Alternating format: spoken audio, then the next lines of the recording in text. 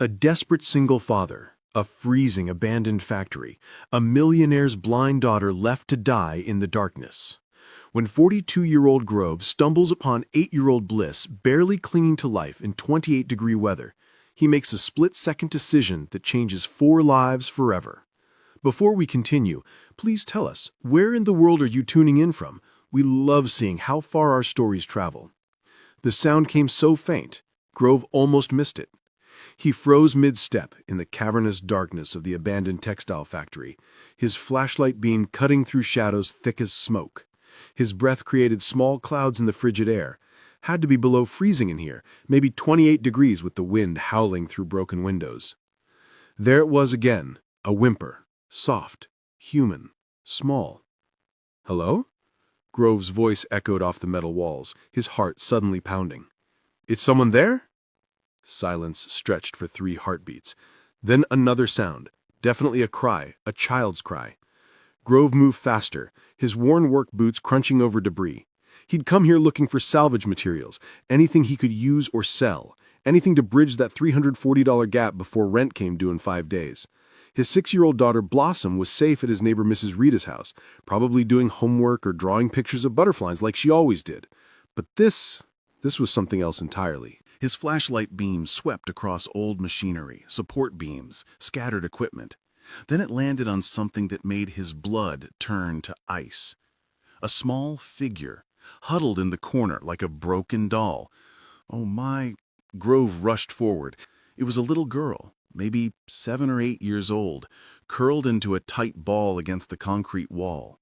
She wore what had once been expensive clothes, a red dress now filthy. She was shaking violently, her small body convulsing with cold. "Sweetheart, sweetheart, can you hear me?" Grove dropped to his knees beside her, immediately shrugging off his worn jacket and wrapping it around her tiny frame. She was ice cold, dangerously cold. The girl's eyes didn't focus on him. They stared straight ahead, vacant and unseeing. "She's blind," Grove realized with a jolt. Hey, you're gonna be okay," he said, trying to keep his voice steady. "I'm here now. You're safe. Can you tell me your name?" The girl's lips moved, but barely any sound emerged. She was shutting down, her body giving up its fight against the cold. Grove had taken a first aid class years ago. He knew hypothermia when he saw it. This child was dying. He pulled her into his arms, tucking her against his chest, trying to transfer his body heat to her. She weighed almost nothing. Her skin felt like ice under his calloused hands. "Stay with me, sweetheart," Grove whispered, rubbing her arms vigorously. "Stay with me. Don't you dare give up." The girl's lips moved again. This time a whisper emerged, so faint he had to lean close. "Cold." "I know, baby. I know you're cold. We're going to get you warm, I promise." Grove kept rubbing her arms, her back, trying to keep her blood flowing. "Can you tell me your name?" Bliss," she managed. "Bliss. Westbrook." "Bliss. That's a beautiful name. I'm Grove. I'm going to take care of you, Bliss. You're safe now." He lifted Bliss carefully and carried her toward the exit. His heart hammered against his ribs. "Hold on, sweetheart. Just hold on." Outside, the November wind hit like a slap. Grove's pickup truck sat 30 yards away. He placed Bliss gently in the passenger seat, turned the engine on full blast with the heat cranked up, and wrapped her in the emergency blanket he kept in the back for Blossom. His phone showed 2 bars of signal. Thank God. He dialed 911 with shaking hands. "911, what's your emergency?" "I found a little girl. She's maybe 8 years old, blind, suffering from severe hypothermia. We're at the old textile factory off Highway 99, south side. She needs an ambulance now. Her name is Bliss Westbrook." There was a sharp intake of breath on the other end, a pause that lasted too long. "Did you say Bliss Westbrook?" "Yes. Why?" "Sir, that child has been missing for over 6 hours. There's an active Amber Alert across 3 states. Stay exactly where you are. Emergency services are en route immediately." Grove felt his stomach drop. 6 hours. This little girl had been abandoned here for 6 hours while the temperature dropped from afternoon cold to bitter night freeze. "Is she conscious?" the operator asked urgently. "Barely. She told me her name, but she's in really bad shape. Her lips are blue, she's shaking badly." "Sir, stay on the line. Keep her warm, but don't use direct heat. Is she breathing?" "Her breathing is shallow, she's shivering." "The shivering means her body is still fighting. That's good. Keep talking to her. Try to keep her conscious." He thought about Blossom. What if this was his daughter? "Bliss, can you hear me?" he said softly. "I'm going to tell you about my daughter. Her name is Blossom. She's 6 years old, just a little younger than you.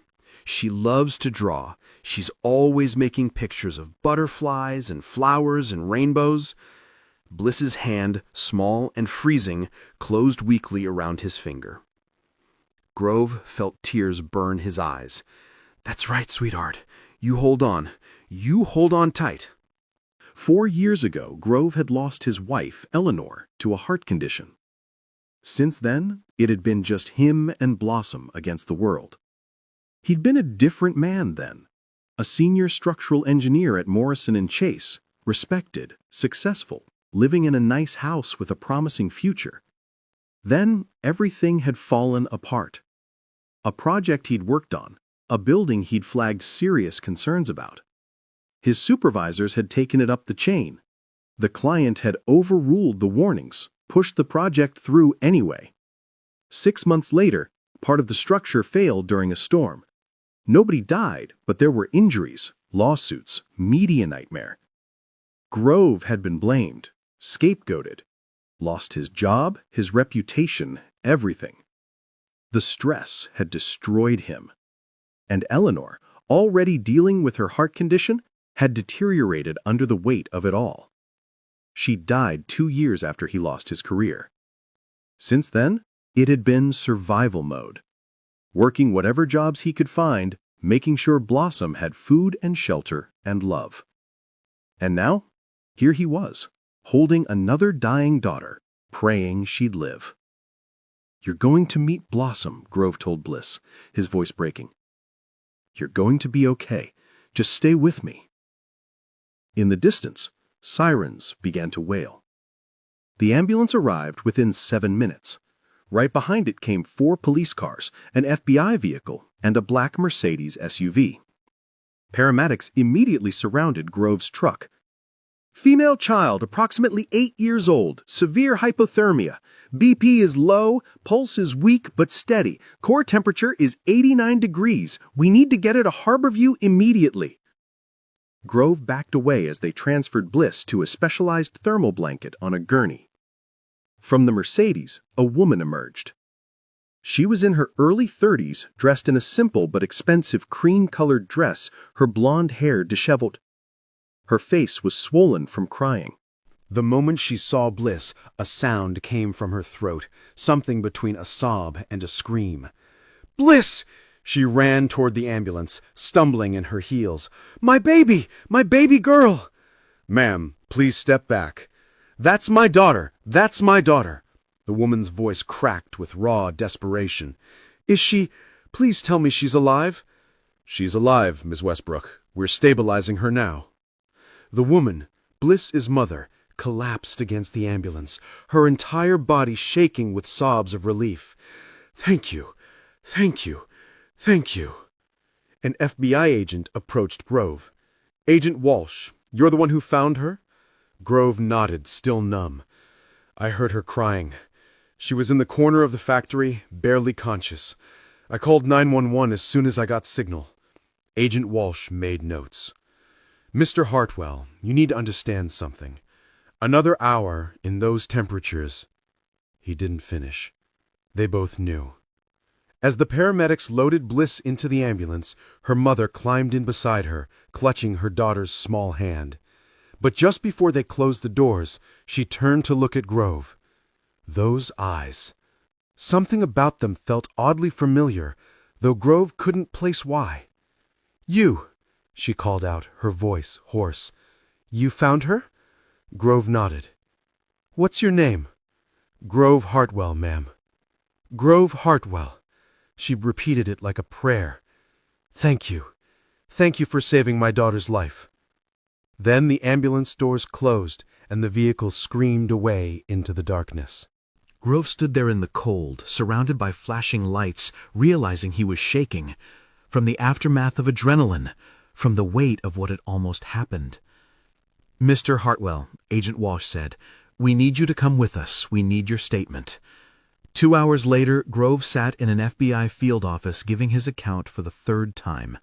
Agent Walsh sat across from him with a Seattle police detective named Ramirez. "So, you had no prior knowledge of the Amber Alert?" "I don't have the TV on much. I'm working most of the time." "And you were at the factory to look for salvage materials?" Grove felt his face flush with shame. "Yes, sir. I lost my job 3 months ago. I've been trying to make ends meet. I wasn't stealing, just looking for things that would otherwise go to waste." Detective Ramirez held up a hand. "Mr. Hartwell, you're not in trouble. Your actions tonight saved a child's life. That's what matters." Agent Walsh leaned forward. "Bliss Westbrook disappeared from her home in Bellevue at approximately 10:30 this morning. Her mother, Halo Westbrook, founder and CEO of Westbrook Technologies, reported her missing at 11:15 a.m. He pulled out a photo, a surveillance image showing a severe-looking woman in her 50s with graying hair. "Do you recognize this woman?" "No, sir." "This is Diane Kovac. She was Bliss's nanny for 8 months. We arrested her 40 minutes ago at SeaTac Airport. She was attempting to board a flight to Mexico with a one-way ticket purchased this afternoon." Grove felt sick. The nanny did this? Miss Kovac confessed to orchestrating the kidnapping. Miss Westbrook fired her 2 weeks ago after discovering she'd been stealing.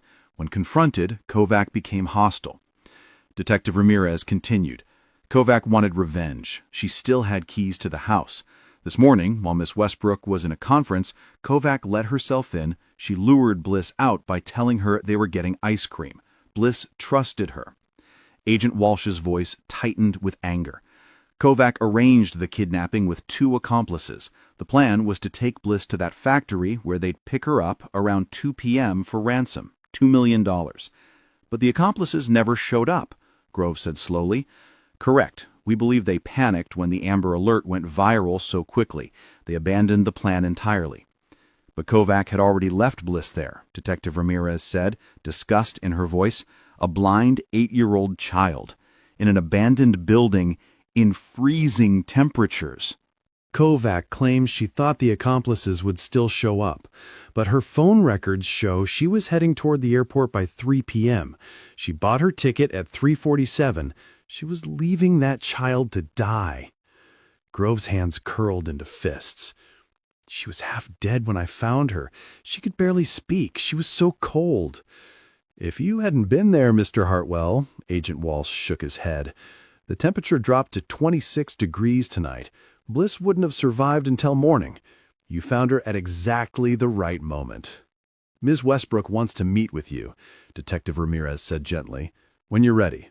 She's at Harborview Hospital. The doctors say Bliss is stable. She'll make a full recovery. But it was close, Mr. Hartwell. Very, very close." Grove nodded, unable to speak. He kept thinking about Blossom, safe at Mrs. Rita's house. What if it had been her? "You're a hero," Agent Walsh said simply. Grove didn't feel like a hero.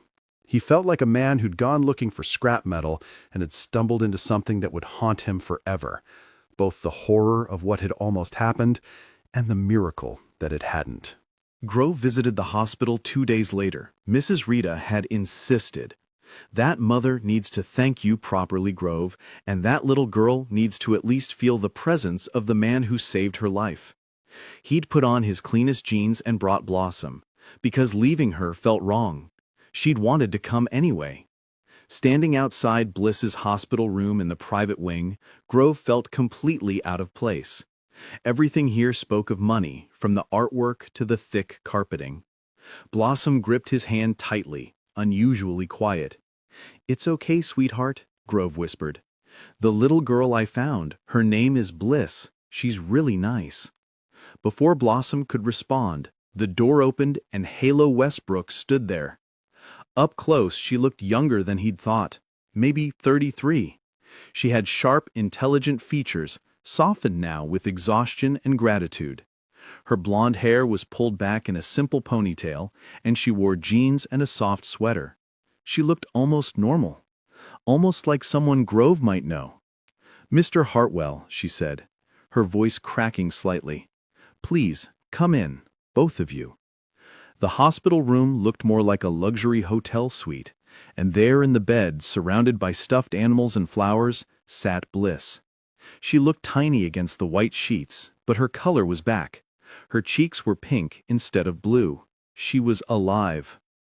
"Bliss, sweetheart," Halo said gently. "This is Grove Hartwell. He's the man who found you. And this is his daughter." Bliss's unseeing eyes turned in their direction, and her face broke into the most beautiful smile Grove had ever seen. "Grove, you're Blossom's daddy. You told me about her. You kept me warm. You saved me." Blossom gasped and then walked straight to the bed. "You're Bliss, the girl my daddy saved?" "Yes," Bliss said. "What do you look like?" And just like that, Blossom began describing herself. "I have green eyes, really bright green. My daddy says they're like emeralds. And I have brown hair that's kinda curly. And I'm wearing a purple shirt today. What's your favorite color?" "I don't really see colors, but my mommy tells me purple is beautiful, like soft and pretty. Is your shirt soft?" "Super soft. Wanna feel?" Bliss reached out and Blossom guided her hand to the fabric. The two girls giggled together. Halo touched his arm gently, gesturing toward the corner where they could talk. Grove followed. "I don't even know how to begin thanking you," Halo said quietly, tears filling her eyes. "The doctor said, they said another hour, and she—" Her voice broke.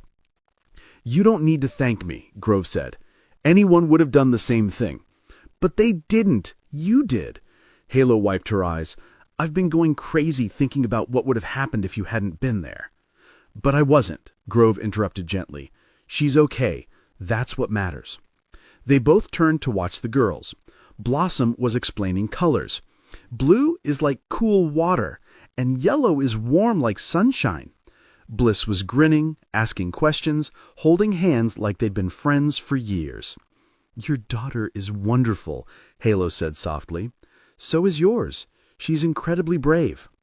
"She's always been strong, since birth. She was born blind, a rare genetic condition, but she's never let it stop her. She plays piano by ear, memorizes entire books, and has the biggest heart." "Can Blossom visit me at home?" Bliss called out suddenly. "Please, Mommy, please?" Halo looked at Grove, a question in her eyes. "If it's okay with you," Grove said awkwardly, "Blossom would love that." "I'd love that too," Halo said, her smile genuine. "Actually, I want to talk to you about something else. Would you be willing to meet for coffee sometime this week? Without the girls. There's something I'd like to discuss." Grove felt his guard go up instinctively. "Miss Westbrook, Halo, please, just Halo. Halo, I didn't save Bliss because I wanted anything in return. I don't need—" "I know that," Halo interrupted, "which is exactly why I want to help you. I've done some research, Mr. Hartwell." "Grove," he said, mirroring her words. "Grove." She said his name like she was tasting it. "I know you lost your job. I know you're struggling. I know you were at that factory because you're trying to provide for your daughter. There's no shame in that, only something to admire." Grove felt his face flush. "I manage." "You shouldn't have to just manage. Not after what you did." She handed him a business card. "This is my personal number. Let me help you find a real job, something with stability, benefits. You have an engineering background, don't you?" Grove stiffened. "That was a long time ago. Different life." "Skills like that don't disappear," Halo said firmly. "Let me help you use them again. You gave me back everything that matters. Let me give you something meaningful in return." Grove looked at the card, then at Blossom, chattering excitedly with her new friend, then back to Halo. "Okay," he said finally, "for Blossom. I'll call you." "Good," Halo said, and her smile reached her eyes. because I think this might be the beginning of something important for all of us. 3 weeks later, Grove stood in the lobby of Westbrook Technologies, still not quite believing this was his life now. Halo had moved fast. One coffee meeting had turned into a job interview, one interview had turned into a job offer. Facilities manager, with actual benefits, a salary that meant he could stop working 2 part-time jobs, and stability he hadn't known in years. Grove had wanted to refuse. Pride demanded it, but when he told Blossom they could finally afford her winter boots, the way her face had lit up had made his decision. Now, after 3 weeks, Grove was settling in. The work was good, managing building maintenance, overseeing contractors. His engineering mind, dormant for so long, was waking up.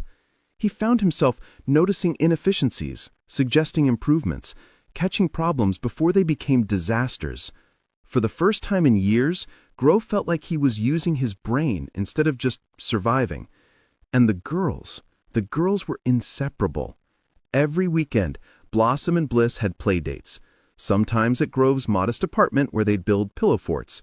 Sometimes at Halo's mansion where they'd play in a backyard bigger than Grove's entire building. Mrs. Rita had taken to calling Bliss "your other daughter" with a knowing smile. Because the truth was, these play dates meant he saw Halo. A lot. And somewhere along the way, something had shifted. It started innocently. Halo would stay for a few minutes when dropping Bliss off, then she'd linger for coffee. Then coffee turned into dinner, takeout pizza while the girls played. They'd talk about everything: parenthood, loss, hope. Grove told her about Eleanor, about grief that still caught him off guard. Halo told him about building her company, about the loneliness of being at the top, about constantly feeling like she was failing as both mother and CEO. "I don't have it all together," she admitted one evening. "Everyone thinks I do, but I'm terrified most of the time." "That kid adores you," Grove had said firmly. "Anyone can see that." The look Halo had given him then, grateful and vulnerable, had made his heart do something complicated. And that's when Grove started noticing things he shouldn't. The way Halo laughed, the way she looked at him sometimes, the way their hands would almost touch and neither pulled away quite fast enough. The tension built slowly. Colleagues at work noticed. "The CEO seems to find a lot of reasons to inspect the facilities these days," his supervisor mentioned with a knowing grin. Mrs. Rita noticed too. "That woman looks at you like you hung the moon, Grove, and you look at her the same way." But neither of them made a move. Grove told himself it was impossible. She was a millionaire CEO. He was a guy who'd been salvaging scrap metal a month ago. Different worlds. Except when they were together, none of that seemed to matter. It was Halo who found it. Late one evening, 2 months after Grove had started working at Westbrook Technologies, Halo was preparing materials for the company's anniversary celebration. She'd been sorting through old photos. And that's when she opened a folder from 7 years ago. Photos from a charity gala. And there he was. Grove. But not the Grove she knew now. This was a different Grove. Wearing a tailored suit, standing beside a beautiful woman with kind eyes, looking successful, looking happy. Halo's heart began to pound. She enlarged the photo, studied the caption. "Project team from Morrison & Chase Engineering, contractors for Westbrook Technologies Riverside Development." Her hands started shaking. She knew that project. She'd been VP of operations then. That project had been a disaster. Cost overruns, timeline delays, and then the structural failure. Halo felt like she couldn't breathe.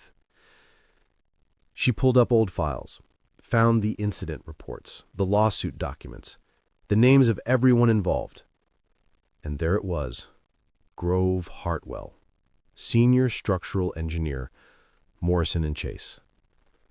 Memories flooded back with sickening clarity. There had been concerns raised. An engineer had flagged potential structural issues, wanted delays, additional testing. But the project was already over budget and behind schedule. The board had been furious. Halo had been under enormous pressure. She reviewed the reports, made the executive decision, proceed with modifications, but move forward. The engineer's concerns seemed overly cautious, expensive. She'd thought he was covering himself. She'd been wrong. 6 months later, during a winter storm, part of the structure failed. Nobody died, but there were injuries, lawsuits, media scrutiny. Morrison and Chase had borne the brunt. Halo had moved on, made changes to protocols, convinced herself she'd learned from it. She'd never thought about the people whose lives she had destroyed. Now she found Grove's name again and again. Found the scapegoating. Morrison and Chase had fired him. Found his wife's name, Dr. Eleanor Hartwell, consultant for Westbrook Technologies. Found Eleanor's death certificate, dated 2 years after the incident. Halo thought she might be sick. Grove had flagged those concerns. He'd been right. She'd overruled him. Not directly, she'd never even met him, but she'd made the decision that dismissed his warnings. She'd destroyed his career, and the stress had likely contributed to his wife's death. She'd ruined his life, and now, 7 years later, he'd saved her daughter. Halo sat in her office until dawn, staring at that photo, trying to figure out what to do. She could keep quiet. He clearly didn't know about her role. She'd been using her full legal name back then, Carolyn Westbrook. She'd only started going by Halo when she became CEO. Different name, different position. Years had passed. She could keep this secret. Let him believe she was just a grateful mother. But every time she looked at him, she'd know. Every time he smiled at her, she'd know she'd destroyed his first life. Every time Blossom and Bliss laughed together, she'd know she'd contributed to Blossom growing up without her mother. Halo buried her face in her hands and cried. For Grove, for Eleanor, for the casual cruelty of corporate decisions, and for the impossible situation she now found herself in. She was falling for him, and he had no idea. She was the reason he'd lost everything. Over the next 3 weeks, Halo tried to figure out how to handle it. She considered confessing, but every time she opened her mouth, she imagined the look in his eyes, the betrayal, the way he'd pull away, and worse, the way he might keep Blossom from Bliss. The girls were like sisters now. If Halo destroyed this, she'd hurt 4 people. So she tried to make amends without revealing why. She recommended Grove for a promotion, senior facilities engineer. Grove protested, but Halo insisted. You're overqualified. She arranged for Blossom to attend Bliss's private school on scholarship, programs for siblings of current students, she'd lied.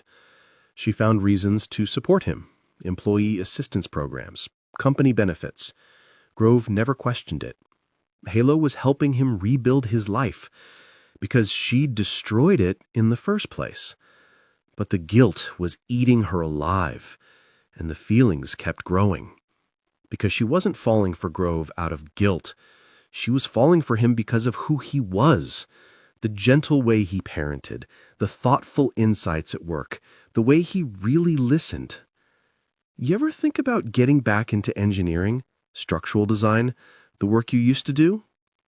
Grove had stiffened. That part of my life is over. But you loved it, didn't you? Loving something doesn't matter if the world decides you're not good enough to do it anymore, Grove said quietly, and the pain in his voice made Halo's heart crack. She'd done that to him. She'd taken away something he loved. Another evening, Grove brought up his wife. Eleanor was a consultant for Westbrook Technologies, actually, Grove said. In your medical device division. She loved that work. She sounds wonderful, Halo managed. She was. Until... Grove stopped, jaw tight. After I lost my job, everything fell apart. The stress, her heart condition got worse. The doctor said stress was a major factor. She needed to cut back, but we couldn't afford it. It was a vicious cycle. Halo set down her wine glass carefully. Grove, that wasn't your fault. Wasn't it? I should have fought harder, should have protected her. You did everything you could, Halo said firmly. even as guilt clawed at her throat.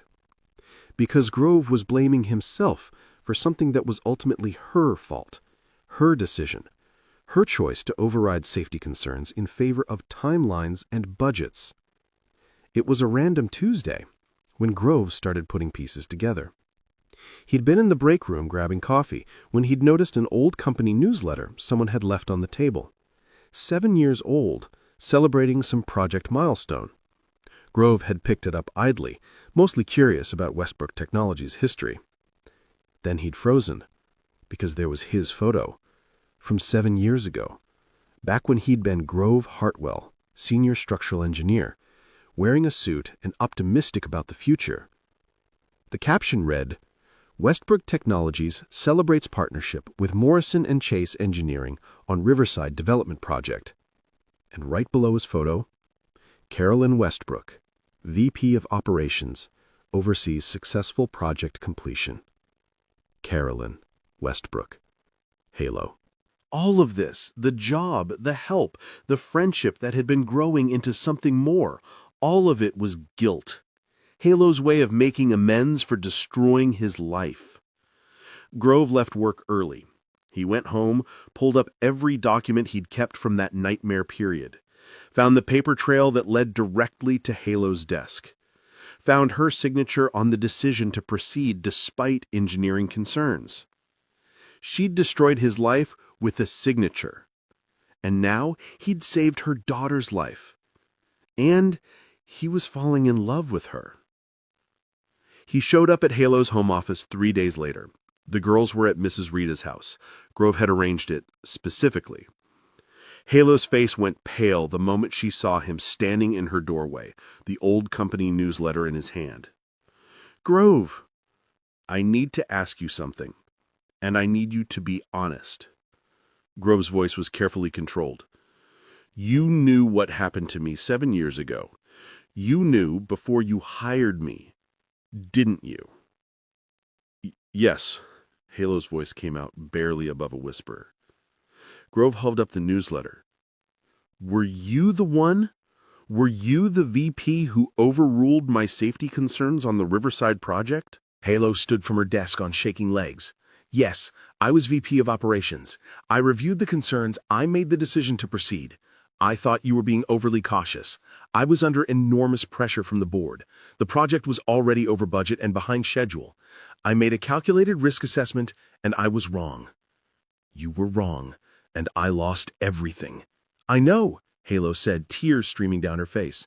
"I didn't understand the human cost until I found your photo 2 months ago and realized—" "You realized you destroyed my life," Grove said, pain sharp in his voice. "That your decision cost me my career, my reputation, my wife." "I never knew your name," Halo said desperately. "I swear, Grove, I never met you. I was reviewing reports, making executive decisions on dozens of projects. To me, you were just engineering concerns from the contractor. I never thought about the real person behind those concerns until—" "Until what? Until I saved your daughter?" Grove's voice rose. "Is that what this has been? Guilt? You felt bad, so you decided to give poor, struggling Grove some charity." "No." Halo moved toward him, but Grove stepped back. "Yes, I wanted to help you, because I felt responsible. But it became so much more than that. The girls love each other. And I—" She stopped, wiping her eyes. "I wasn't supposed to fall for you, but I did." Grove felt like someone had punched him. "You fell for me." "Yes," Halo whispered. "I fell for you because you're kind and an amazing father, because you see past my title to who I actually am, because you make me laugh and challenge my thinking and—" Her voice broke. "And I know I don't deserve any of those feelings because of what I did, but they're real." Grove stared at her, emotions warring on his face. "You should have told me. The moment you realized who I was, you should have told me." "I know, you're right. I was a coward. I was terrified you'd hate me, terrified you'd take Blossom away from Bliss, terrified I'd lose—" "Lose what?" "Lose you," Halo admitted quietly, "before I even really had you. Grove, please don't punish the girls for my mistakes. They love each other." Grove's jaw clenched. I would never hurt Blossom by taking Bliss away. Whatever else you think of me, I'm not cruel. I don't think you're cruel, Halo said softly. I think you're one of the best men I've ever known, which makes what I did to you even more unforgivable. They stood there, the weight of 7 years hanging between them. Finally, Grove spoke. I don't hate you. Halo's head snapped up. What? I wish I could. It would be simpler. Grove's voice was raw. But I keep thinking about that night at the factory. The way you looked at Bliss, that was real. The way you've been with both girls, that's real. And the past 2 months, those conversations, that felt real too. It was real, Halo said desperately. All of it was real, Grove. I can't do this right now, Grove said finally. I need time. I need to think. I understand, Halo whispered. Grove turned to leave, then paused. He looked back at her, his expression complicated, hurt and anger and something that looked almost like longing. The girls can still see each other. I won't take that from Blossom. But you and me, we can't... He didn't finish. Just left, closing the door quietly. Halo stood alone in her office and sobbed. 2 weeks passed. Grove continued working at Westbrook Technologies because he needed the job. He and Halo carefully avoided each other. She sent emails instead of stopping by his office. If he saw her in the hallway, he took a different route. The girls noticed immediately. Why doesn't Miss Halo come for dinner anymore? Asked Blossom one evening, her green eyes concerned. We're just both busy, sweetheart. Did you have a fight? Something like that. But you like her, Blossom said with brutal honesty. I can tell. You smile different when she's around. Bliss was asking Halo the same questions. Why doesn't Mr. Grove come over anymore, Mommy? Sometimes grown-ups make mistakes that take time to fix, Halo had answered. But you really like him. Your voice gets softer when you talk about him. Children saw too much. At work, Grove threw himself into projects. He'd proposed a complete safety audit of all company buildings. His team respected his thoroughness. But at night, alone, after Blossom went to sleep, Grove would pull out those old documents and try to reconcile his anger with everything else he felt. Because he understood how it happened. Corporate decisions, executives reviewing reports, weighing costs versus risks, never meeting the real people affected. Halo had been under pressure, managing dozens of projects. To her, he'd been a nameless engineer whose concerns seemed overcautious. She hadn't meant to destroy his life. It had been a business decision with devastating personal consequences. And yet, Eleanor was still dead. Those years of struggle were still real. Could he really forgive that? But then he'd remember Halo's face when she'd admitted she was falling in love with him.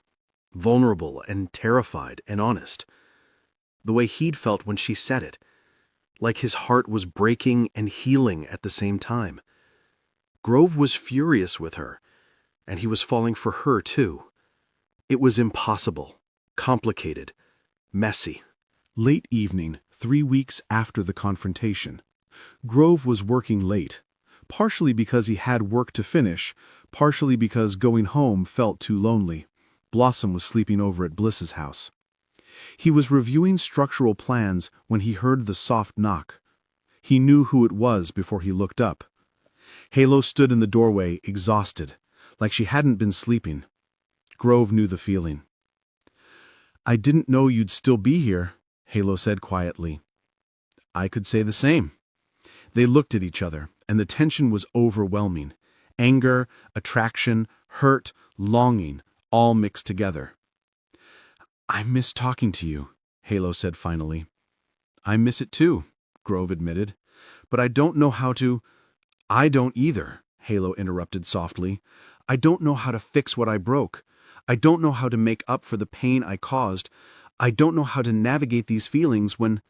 Don't say you don't deserve feelings, Grove said, standing abruptly. That's not how feelings work. You made a mistake. A terrible mistake with devastating consequences. You destroyed my life. And I'm so angry about that. But you didn't do it maliciously. You didn't know me. You were doing your job under pressure and you made the wrong call. That doesn't make it okay, but it makes it human. Halo took a step into his office. I would give anything to go back and make a different choice. But you can't, Grove said. Neither of us can change the past. The question is whether we can figure out a future. Do you want to? Halo asked, hope and fear in her voice. Figure out a future? Grove looked at her, really looked at her, at the woman who'd made a devastating mistake, the woman who'd given him a second chance, the woman who made him laugh and challenged his thinking, the woman whose daughter had become like a sister to his own, the woman he was falling in love with, despite every reason not to. I don't know, Grove said honestly. I want to, but I don't know if I can. Halo nodded, tears sliding down her cheeks. That's fair. They stood there, the weight of 7 years and 2 months pressing down on them. Grove moved toward the door. He paused beside Halo, close enough to smell her perfume, close enough to see the pain in her eyes that matched his own. Maybe, Grove's voice was so quiet, maybe someday we can figure this out. Halo's breath hitched. I hope so. I really, really hope so. Grove wanted to reach out, wanted to touch her face, wanted to close the distance and see if kissing her would make everything make sense or make everything worse. But he didn't. He just looked at her one more time, let himself feel everything, the anger and the attraction and the hurt and the hope, and then walked away. Halo stood alone in the hallway, watching him leave, tears streaming down her face. Outside, the Seattle night was cold and clear.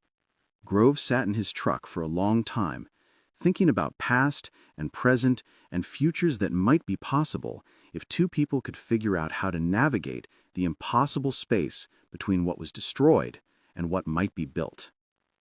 The girls would wake up tomorrow, best friends, oblivious to the adult complications threatening their worlds. And Grove and Halo would keep circling each other, drawn together by something powerful, held apart by something painful, trying to figure out if love could grow in the space where guilt and gratitude and genuine connection all tangled together. Some stories don't have neat endings. Some stories leave you hanging, wondering what happens next, hoping the people involved can find a way forward. This is one of those stories, and only time would tell if Grove and Halo could write a different ending than the one that seemed inevitable. If this story left you with feelings you can't quite name, you're not alone. Real life is messy. Forgiveness is complicated. Love doesn't always make sense. And sometimes the hardest thing is figuring out whether to hold on to hurt or reach for hope. Don't forget to like, subscribe, and tell us in the comments, what would you do in Grove's position? Should he forgive Halo? Can they find a way forward? We want to hear your thoughts. Because sometimes the most important stories are the ones that don't give us easy answers.